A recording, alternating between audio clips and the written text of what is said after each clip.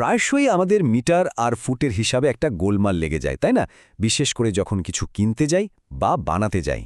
তবে চিন্তা নেই, আজ আমরা মিটার থেকে ফুট আর বর্গফুটের এই হিসাবটাকে এমনভাবে বুঝে নেব যেন আর কোনোদিনও এটা নিয়ে ভাবতে না হয়। কখনো কি এমন হয়েছে যে ঘরটা তো মেপেছেন মিটারে, কিন্তু দোকানে গিয়ে দেখলেন কার্পেট বা আসবাবপত্রের দাম বলছে ফুটের হিসাবে? এই সাধারণ সমস্যাটা কিন্তু আমাদের অনেকেরই হয়, আর ঠিক তখনই বোঝা যায় এই কনভার্সনটা জানা কতটা জরুরি।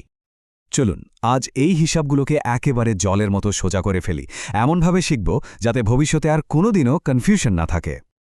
সবকিছু শুরু কিন্তু হয় দৈর্ঘ্য দিয়ে, মানে ক্ষেত্রফল বা আয়তন বোঝার আগে আমাদের মূল ভিত্তিটা মানে দৈর্ঘ্যের রূপান্তরটা একদম পরিষ্কারভাবে বুঝতে হবে। আচ্ছা, তাহলে আসল কথায় আসি। সবকিছুর মূলে রয়েছে শুধু একটা সংখ্যা, আর সেটা হলো 1 মিটার সমান 3.28084 ফুট। বলতে পারেন এই সংখ্যাটাই হলো মিটার আর ফুটের জগতের মধ্যকার একটা সেতু। এটাই আমাদের মূল সূত্র।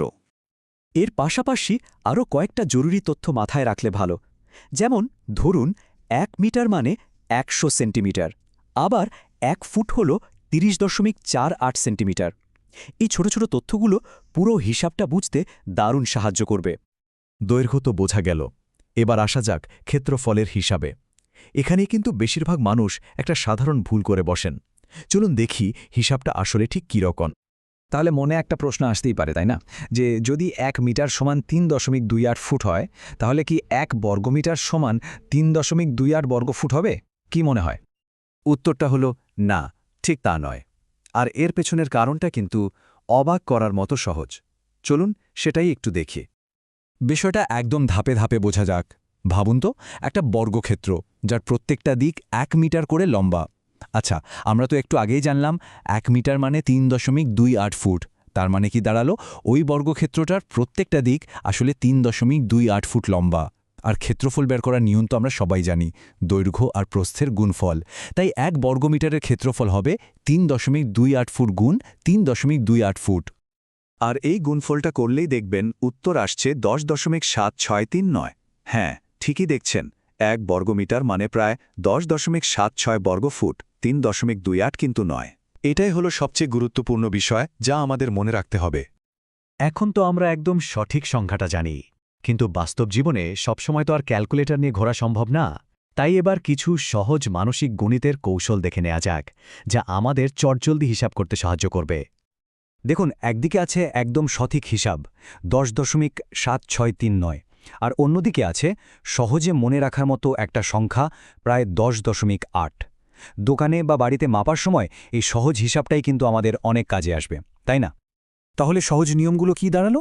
যখনই কোনো ঘরের মাপ বর্গমিটারে পাবেন, সেটাকে বর্গফুটে নিতে হলে সোজা 10.8 দিয়ে গুণ করে দিন।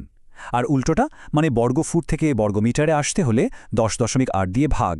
একইভাবে সেন্টিমিটারকে ফুটে নিতে 30 দিয়ে ভাগ করুন, আর ফুটকে সেন্টিমিটারে নিতে 30 দিয়ে গুণ করলেই চটজলদি একটা হিসাব পেয়ে যাবেন। এতক্ষণ আমরা যা কিছু শিখলাম, চলুন এবার সবকিছু এক নজরে দেখে নিই। এটাকে একটা ফাইনাল চিট শিটও বলতে পারেন। এই টেবিলটাতে সেন্টিমিটার, মিটার, ফুট এবং বর্গফুটের মধ্যে সমস্ত জরুরি সম্পর্ক এক নজরে দেওয়া আছে। ভবিষ্যতে যে কোনো প্রয়োজনে এই টেবিলটা দারুণ কাজে দেবে। একটা স্ক্রিনশট নিয়ে রাখতে পারেন। তাহলে এই আলোচনার শুরুতে মিটার আর ফুটের হিসাবে যেটুকু বিভ্রান্তি ছিল, আশা করি এখন তা পুরোটাই আত্মবিশ্বাসে পরিণত হয়েছে।